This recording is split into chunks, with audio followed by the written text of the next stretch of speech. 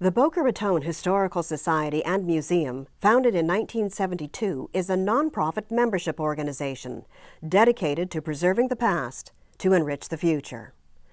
The Historical Society is building a legacy in our community by collecting and sharing our local history. The current project is documenting the Jewish history of Boca Raton. I'm Cantor and Turnoff, and I moved to Boca Raton, Florida on December 5th, 1979.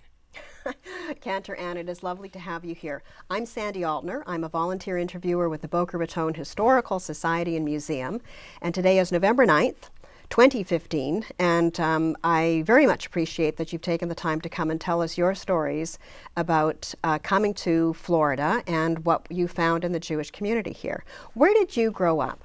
I grew up in a northern suburb of Philadelphia, Pennsylvania, a place called Cheltenham, Elkins Park. There are lots of us down here in South Florida. And what was the reason then for you to come to Florida? Honestly, the weather. We lived on a tiny little street in this little suburb. We had 2 small children. And that winter, the snowplow somehow forgot that we were there. And I was taking my 2 little babies on a sled to the Penn Fruit, and we came to visit my mother-in-law, who had bought a condo in Hallandale. And Byron, my husband, and I were here, I think, about 12 hours. And we looked at each other and said, "Are we crazy? What are we doing here? Why are we living there?" And we decided to move. So the visiting and the beautiful weather were entirely that part of your experience in coming to Florida. Was there a Jewish community that you immediately attached to here? There was. There was actually, there was B'nai Torah in 1979, the conservative synagogue, and there was Temple Bethel, which was established in 1967. So they were well established as far as a community is concerned. And we went to both, and we sat down with Rabbi Merle Singer, and he had just come from Philadelphia. It was almost Bashert. So we decided to join Bethel. And so that was shortly after you came then? It was actually immediately when we got here, because we had one child who needed to be in religious school. She was 6, and so I enrolled them both. And you yourself became very much involved in the Temple Bethel community. What can you tell me about that? Oh, it was strange. Not the community, but my involvement. I was doing actually live theater. I'm a member of Actors Equity. And when we sat down to talk to Rabbi Singer, he asked, of course, "What do you do?" And we told him, and "Oh, isn't that wonderful?" And he was very supportive, and he would come to every show that I did locally in town. And then he started to say, "Well, why don't you come and sing at the temple?" And I said, "Well, I would love to, but you'll have to have services on Monday night, because I work on Friday night and Saturday night, and when you normally have services, and Saturday morning." And he kept talking. He's very persuasive, as we all know.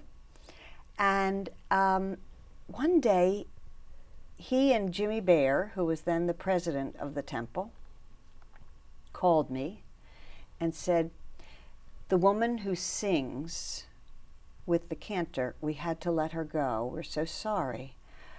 Could you come Friday?" It was a Tuesday. "Could you come Friday and sing at services?" And I said, "Oh, you know what? I just closed a show, and I haven't auditioned for anything else yet. That would be wonderful. I'd love to." The Cantor gave me the music, and that was it. And as I stood there on the bima,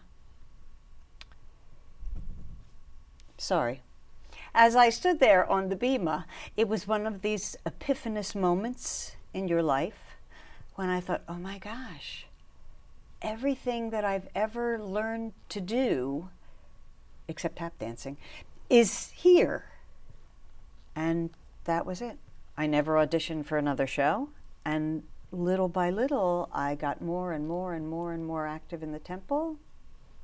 The rest is history. And you were an educator, you were a confidant, you were a caregiver in so many ways, all of the responsibilities that the clergy has with the community.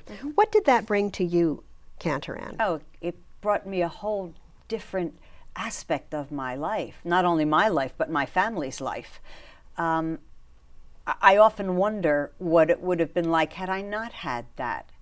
And had they not called me on that Tuesday and asked me to come Friday night to sing, my life would have been, I think, much less full.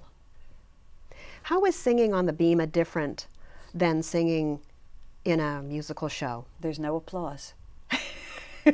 However, that's not a bad thing, and you really do get used to that in about a second.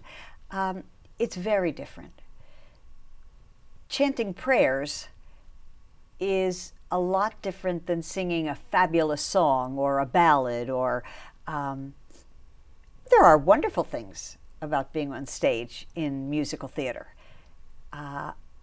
It's a very different experience to be on the bema because there's so much more. It's not just the stage aspect, the bema, well, of course, bema means stage. The bema aspect is just a small bit of what you do as a cantor. There is an often said phrase, Cantor Ann, that when you sing, when you pray twice. Do you believe that? Absolutely. Absolutely, I do. I think singing does something special for us, not only spiritually, but physically. When you sing, you breathe differently. And I think it all ties in with the mystics, with meditation, even yoga today. When you do that breathing that we do when we sing, it cleanses everything. And we become something different. Was that part of the epiphany when you sang first time at Temple Bethel? No, I'm not sure that was part of it for me. I think, I'm not really sure what it was. It was just this overwhelming feeling that came over me that this is where you belong. I've never had that before or since. There was such a connection, too, with when you found that path to take you from musical theater into people's lives in a way that was very different. What did you find in the Jewish community when you first arrived here, when you were first making your way with your family and you and Byron setting down roots here in South Florida? What was the Jewish community at that time? It was much smaller. When we first moved here, you could not buy a challah in Boca Raton. I had to go, where did I have to go? I think I had to go to Fort Lauderdale to get challah. And our children went, when we first moved here, they were at North Broward School, which was in Lighthouse Point at the time. And they were each the only Jewish child in their class, which I found astounding. But I wasn't surprised. It was the way it is. And I would make sure that I went in at every Jewish holiday. And of course, our daughter's teacher was Mrs. Wasserman. So she fully understood, and she invited me at every holiday to come, and we made latkes, and we made matzah, and we did everything to show the other children what it was like to be Jewish. Was it a surprise to the other children to understand what it meant to be a Jew? I don't think so. Children are so open and resilient. Children are wonderful. They have no problems with things like that. Did you feel any sense of anti-Semitism in those early days or in any time? I really haven't. And I've had this discussion ever since I read Dershowitz. I believe it was in The Vanishing American Jew, where he talks about the fact that anti-Semitism is not really a reason to be Jewish, because many of us, and certainly many of our children, have never really felt anti-Semitism, thankfully. Did you come from a Jewish neighborhood in Philadelphia? I did. I came from a place called Cheltenham, where I think probably maybe 75% of our, let's say, our high school was Jewish. And yet I lived on a street that was not Jewish at all. I lived in the same house for 22 years until I got married, which people did then. And it was a very Jewish place, though I had very little Jewish background growing up. How was that? Well, I come from a rather unusual background, especially for a Cantor. My father was a fallen away Jew. My mother was a fallen away Catholic. And they really didn't feel, they felt that if I was taught the laws of life and being a good person, that was really all I needed. And I think there was a 6-month stint when I went to religious school, because I said, I really want to do this. All my friends are doing this. And then I said, I don't really want to go there. And they said, okay. Which religious school did you go to? It was some Chabad thing. I don't even know what it was. Okay. But it wasn't Catholic. No. Oh, no. No, I always knew. Actually, my mother was more Jewish than my father. I always knew that culturally I was a Jew. I'm not sure, but the other piece of the puzzle is I'm adopted. Though I didn't learn until I was in my 30s, my late 30s, that both of my biological parents were Jewish, which I had no idea about, which kind of explained, I don't know how you feel about other lives, and the influence that they have on us, and is there something called Gilgul HaNefesh? Do we come back again? I believe that we do, only because of my experience. It explains a lot about how there were certain things that when I started really poring over the Jewish texts and learning about Judaism, it was like, well, I know this, but how do I know this? There's no reason for me to know this. I'm not sure if this is where you wanted this interview to go or not. No, I think it's a profound experience that you've had. I have. When did you attach to your path to Judaism then? Well, I was always a Jew. And it was interesting. My husband, Byron, was brought up in conservative Judaism at Temple Sinai in Philadelphia, a very straight-on community. And when we were planning our wedding, I always used to work for rabbis, because as a musician in those days, I would write out music for them, and Rabbi Berkowitz, who was in a conservative synagogue in Philadelphia, I said to Byron, well, we're getting married at the synagogue. He said, I don't really want to get married in a synagogue. I said, well, I'm getting married in the synagogue. I hope you'll be there. And so we did. And when I said to Rabbi Berkowitz, my mother's worried that the chuppah is going to fall on her head because she never really converted to Judaism. And he looked at me and he said, but I've met your mother. Your mother is more Jewish than most of the people I know. It's fine. What kind of a conservative rabbi would have said that? So that's my story. So when you, tell me about then learning Hebrew, learning the prayers and so on. Was this something that happened as a child? No. And I mean, how did this happen for you? Because no, the cantor said to me after that first night when I sang on the bima, I don't remember exactly when it was, but the cantor said to me, there's so many students and I really don't have the time to tutor all of them with the Hebrew. Do you think you could help? I said, sure. And I ran home and I got a book and I taught myself Hebrew. I studied with every rabbi that I could get my hands on. The musical part actually was easy because I'm a musician by trade. I was a piano major and I have a master's in musicology. The musical part it was easy. You learn the music. The Hebrew and all of the text study was a lot more. And I loved that part of it. So that came not little by little, but big by big, because I had to do it quickly. There was no time. So I did that. I studied every moment that I could. Was that in itself a religious experience for you? Yes, absolutely. Was that the driving factor for you to study and to seek out the rabbis and talk with them and study with them? I wanted to know. I was so, there's so much. Not necessarily our history, but our thoughts, our philosophy in Judaism there's so much. No one can possibly know it all.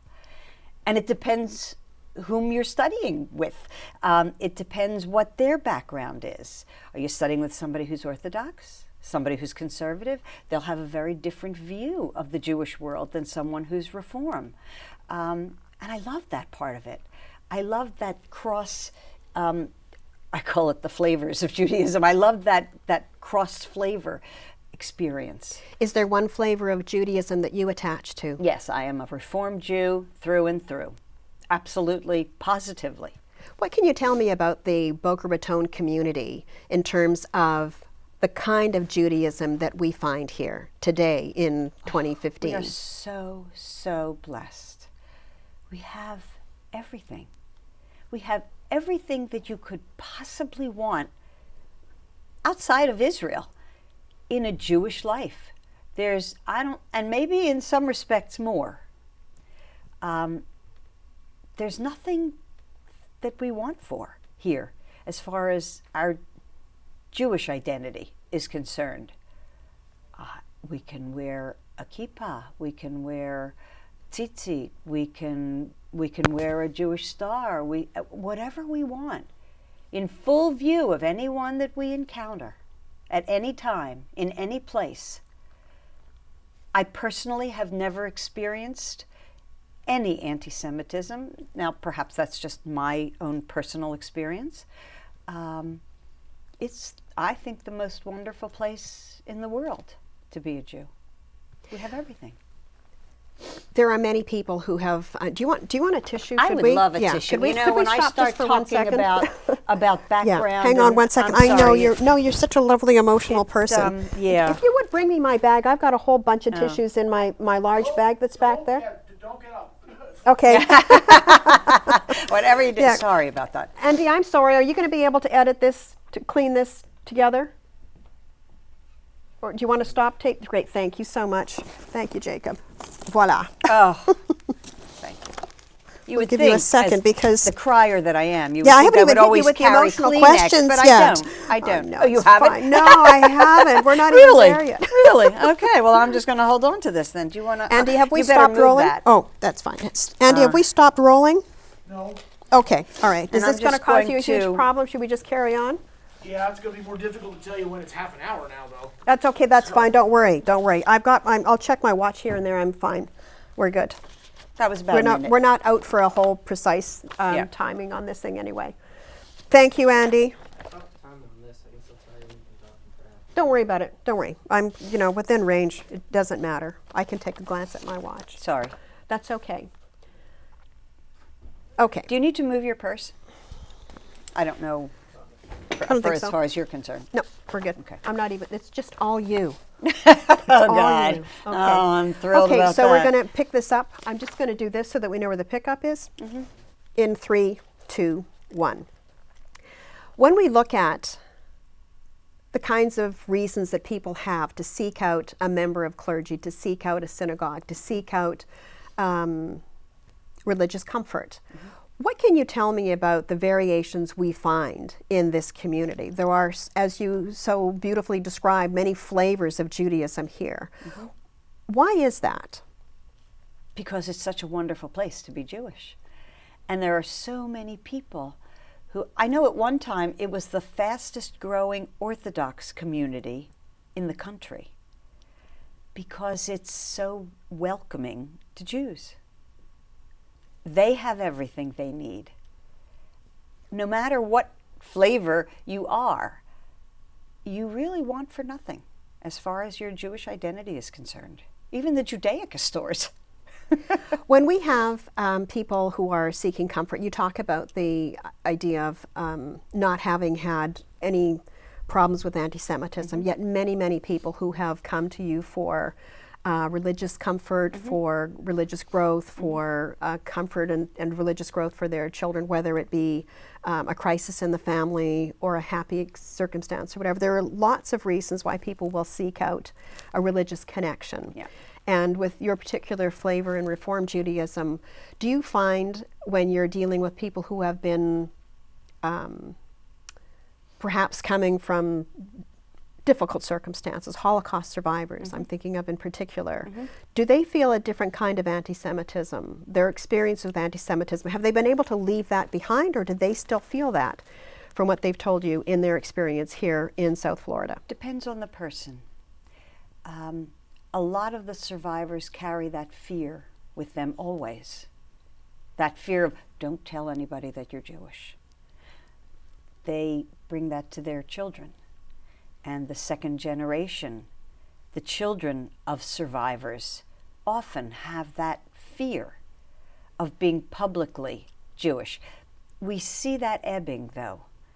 And I see a lot of survivors. My husband and I, Byron and I, are very active in March of the Living, where we take teens to the concentration camps in Poland for a week and then to Israel for a week. And we see in those survivors not only this enormous power and strength, but we do see this fear of letting people know that you're Jewish. And I think that is with them in some way, always, to different degrees, of course. Do you think the younger people today, the people who are studying for bar and bat mitzvah, do they understand these issues? No, and I don't think they can, nor do I think they should. There's time enough for them to know about that. I'm not sure whether our young children have felt any anti-Semitism, though I do remember, I think it was about 20 years ago, we had to go to one of the schools in town because there had been an anti-Semitic incident that had happened. I don't really know of many others. I think it's really been kept in check, and I have a feeling that's perhaps because of our numbers and because there are so many of us. The school system here has become very active in educating with regard to some of the more difficult issues, particularly the Holocaust. It's on the curriculum in, I would say, most of the schools, certainly in Palm Beach County, if not all. It's a law. And as that, so it has become a law that it's part of the education. What does that do to contribute to tolerance, do you think? I think it does an enormous amount. Enormous. About 10 years ago, there was a group of teens who went on March of the Living who were not Jewish. And this was the first time we were not preaching to the choir, so to speak. And I'll never forget, one of them came to the interview process because each student was interviewed. I believe there were 27 of them. And they were high school students.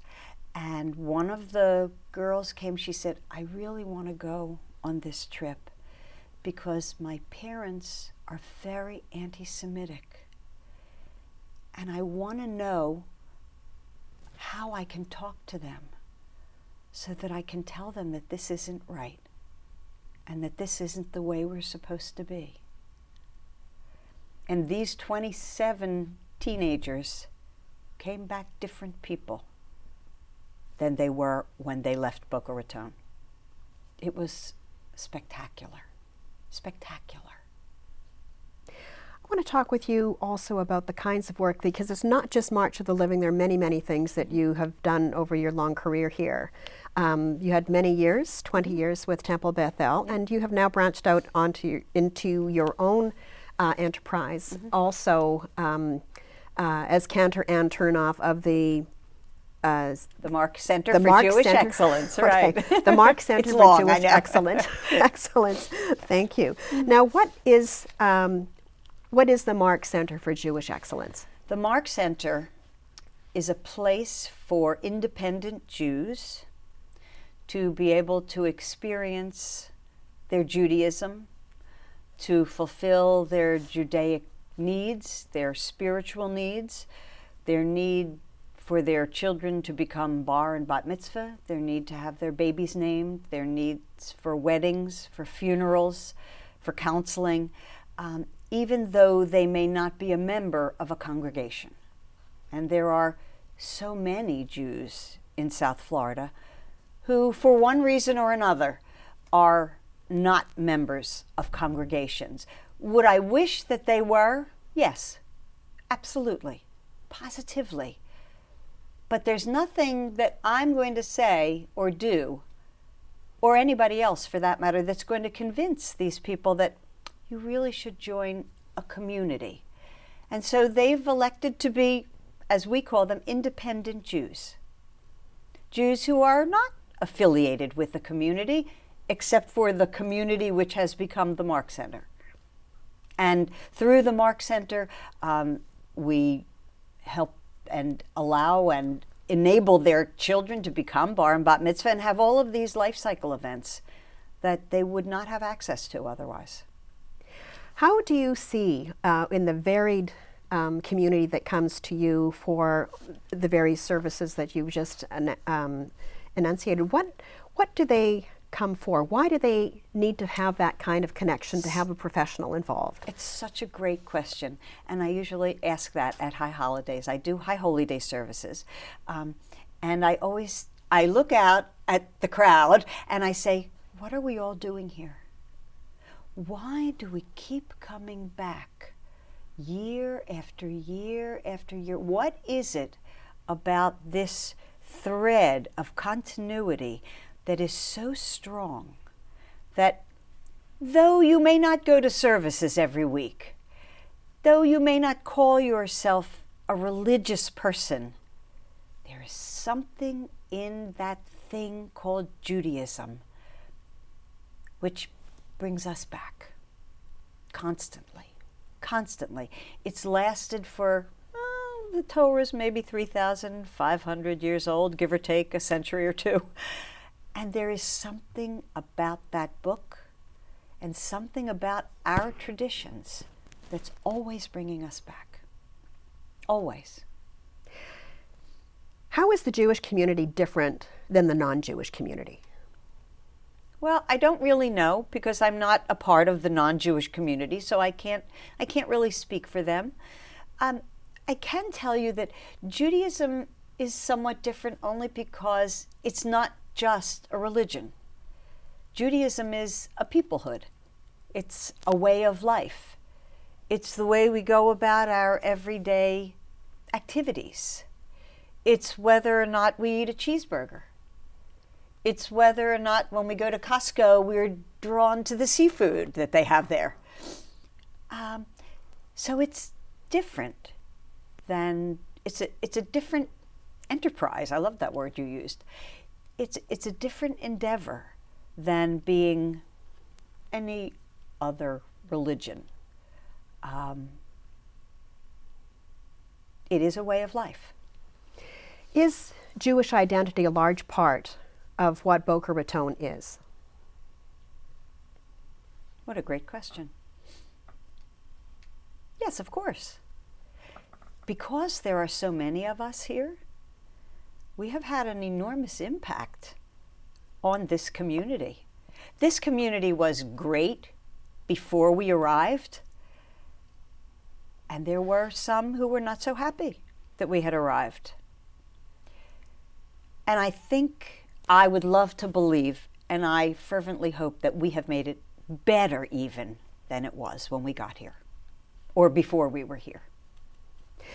What have you seen as the significant changes in the Jewish community, in what the Jewish community has grown into being, what it has contributed to the population in general in those years since you have first arrived here with Byron and your family? I think it's allowed the population at large to see what an amazingly diverse world there is out there. And perhaps there were those I'm sure that there are those in this community who maybe had never had any intimate dealings with a Jew before our numbers grew. Even in the parochial schools, we have sometimes a majority here in Boca Raton. And I think that's a beautiful thing. We have so many Jewish schools here in Boca Raton, in little tiny Boca Raton. There are 2 Orthodox schools, for heaven's sake. There's a community Jewish school. There's no end to the number of ways that I would like to think we've enriched this community as far as diversity is concerned. And isn't that really what we all want? It's a big world out there. And we all have to learn how to live with each other in that world. Why do you think, in the many, many people you've met over the years, why do you think so many Jews were attracted to make that migration to South Florida? Well, I think like all of the people who are non-Jews have decided, wow, what a great place to live. It's really pretty. What a great lifestyle we have. I'll never forget, the first February we were here and our kids were out riding their bikes. And Byron and I looked at each other, we said, look at this. This is why we're here. This never could happen. Never in Philadelphia. Philadelphia is a great place. It was a spectacular place to grow up. This was the best thing we ever did, was moving here to Boca Raton. How important do you think it is, Cantor Ann, that people had a Jewish community to come to? For some people, certainly the weather is huge, but at what point did the Jewish community nucleus growing into something bigger become an important factor in attracting other Jews to come here? So you're asking me, would people have moved here if there were no Temple Beth El or no B'nai Torah or no Boca Raton Synagogue? I don't know the answer to that, but I would guess that just as when you move to a new community, you always check out the schools if you have young children, so you check out the spiritual life of that community. And will there be a place for our children to learn about their roots and to learn about their Judaism? We had cousins who lived in North Miami, and I knew that there were Jews here. I had no idea that the rabbi was from Philadelphia, but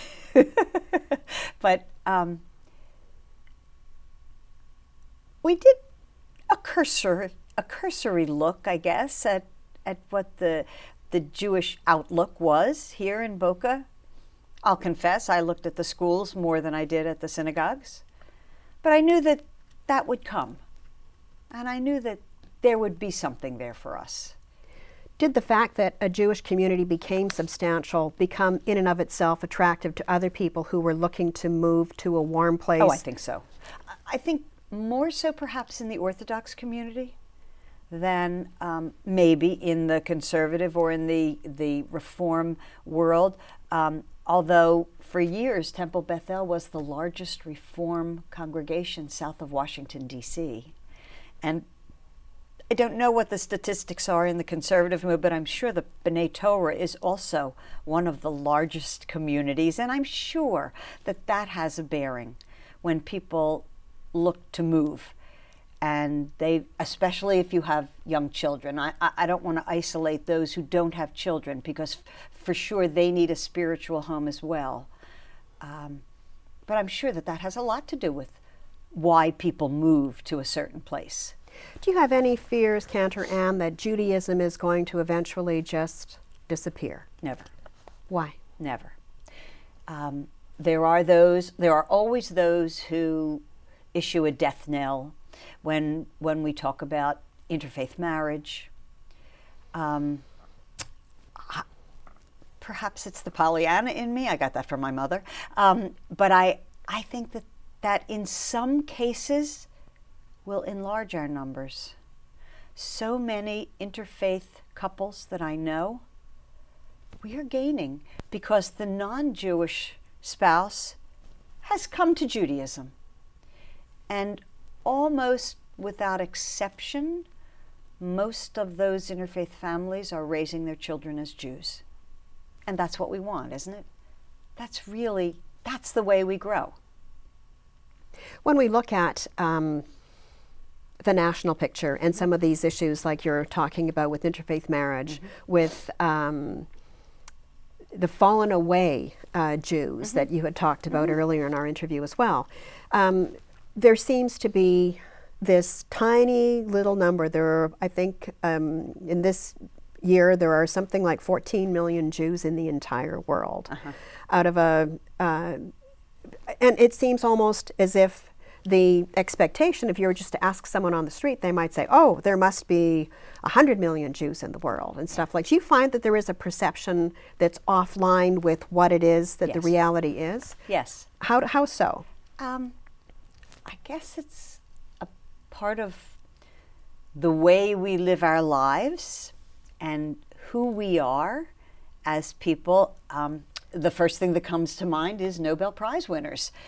If we're 33.3% Jews of the number of Nobel Prize winners, wouldn't you expect that we would have a large percentage in the population? And yet, oh no, that's not true at all. So I think when people, I use that term very loosely, when people look at Jews, we're somewhat larger than life in many endeavors. And I think they look at us and think that we're much greater than we really are. Not greater in stature perhaps, but greater in numbers than we really are. Absolutely. I have an odd question for you. I want to know what... I like odd questions. I'd like to know what you have learned from the many individual opportunities that you've had to talk with people, to comfort them, to educate them, to live a Jewish life with them. What have they taught you? Oh my God, everything. Really, when I think about the kinds of things that any of us, if we really listen to somebody else, there's such an enormous world out there. I can't possibly know it all unless I interact with a lot of different people, and perhaps people who think differently than I do, which is actually the best part. When I think about through this life that I've been privileged to live, when I think about the kinds of people that I've been able to interact with, from Holocaust survivors to Catholic priests to having, really special, friendly relationships with members of other clergy. When I think about Mary Ellen Cassini, who for years was the chaplain at St. Andrew's School. She is now Mother Cassini. She's a minister. She's an Episcopal minister. And our relationship, I wouldn't trade that for the world. I'm not sure I would have had that had I not been in this unique position as clergy. And when you sit and talk to people who are elderly, when you talk to people who are at the end of their life, oh my goodness, you see how strong people really, really are.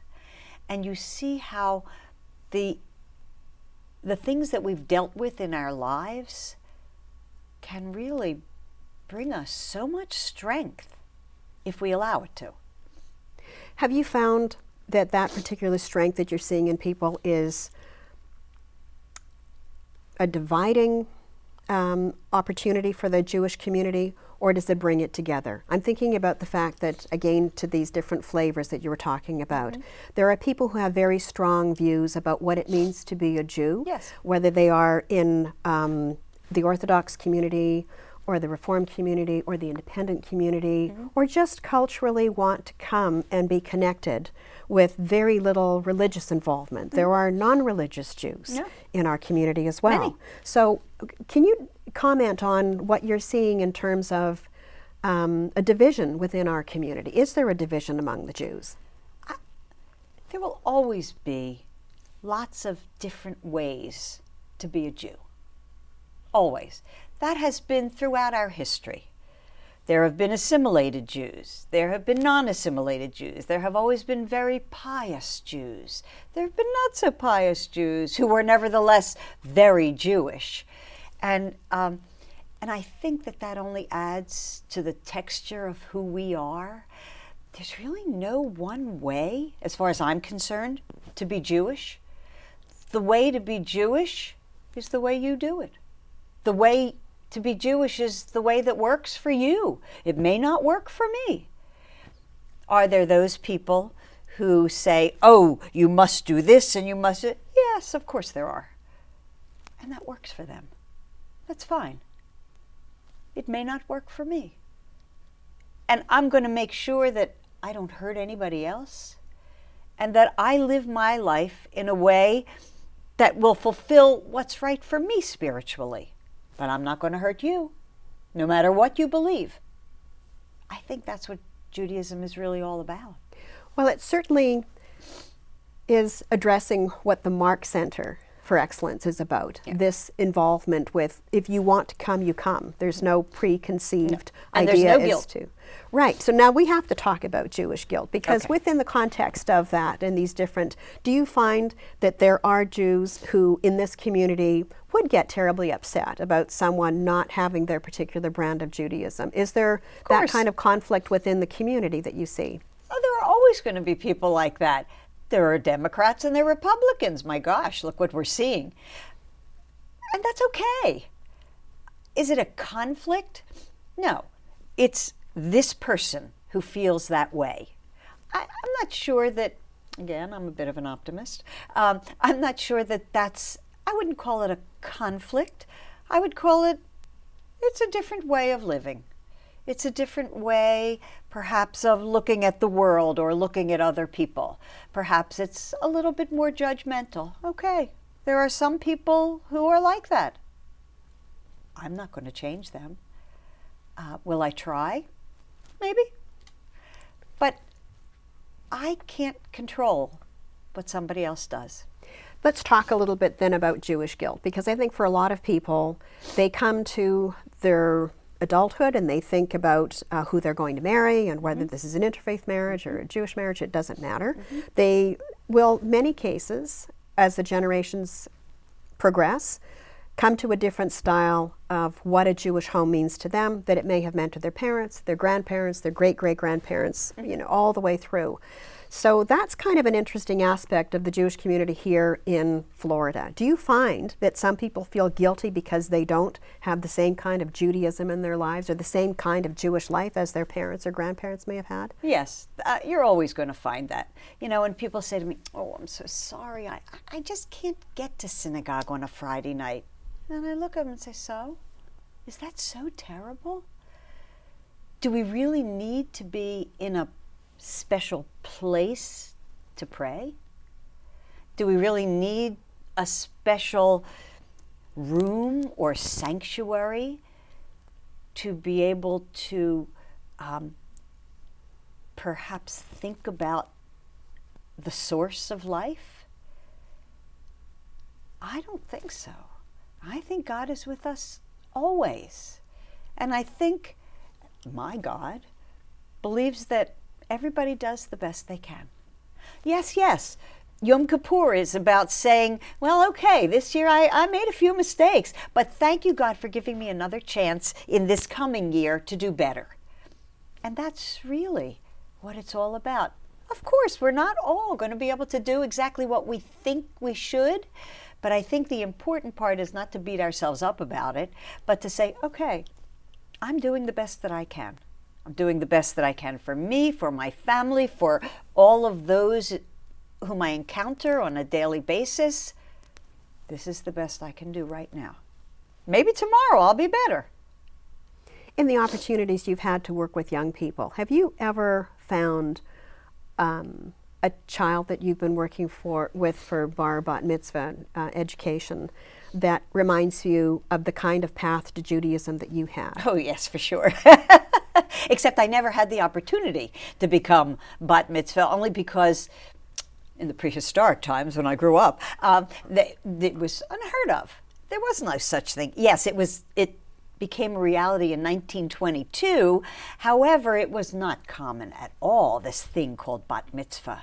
So, yes, quite frankly, a 12 or a 13-year-old, how do we really expect them to really understand how enormous this, not only the opportunity to become a bar or a bat mitzvah, but the opportunity to learn and what it really means? And what I usually say to them is, it's okay for you to not get this, and for you to not say, oh, this is such an important day in my life. How on earth? God is not done with them.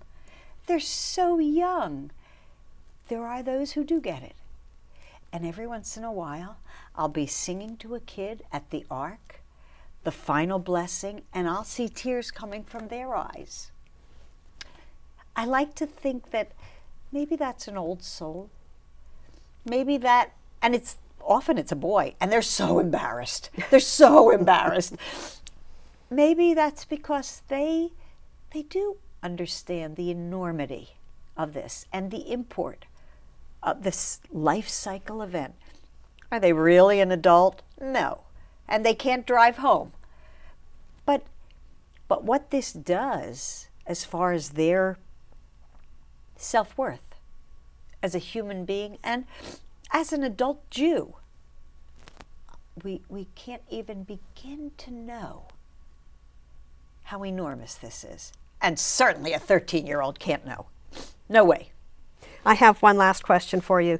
When we look at what the many, many changes that you yourself have seen down here, Cantor, in the years that you have lived here with your family, and in the professional aspect of the many, many conversations, the thousands upon thousands of lives that have come through your life, and there's constantly a shift and a change and a growth in Judaism as it's expressed down here. Yeah.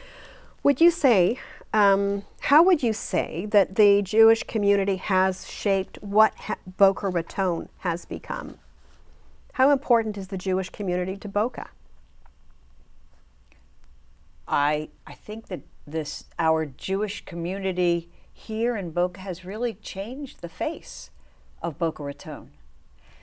I would like to think that we've changed it as far as education is concerned, not Jewish education, secular education, because that's who we are. And we demand excellence in education.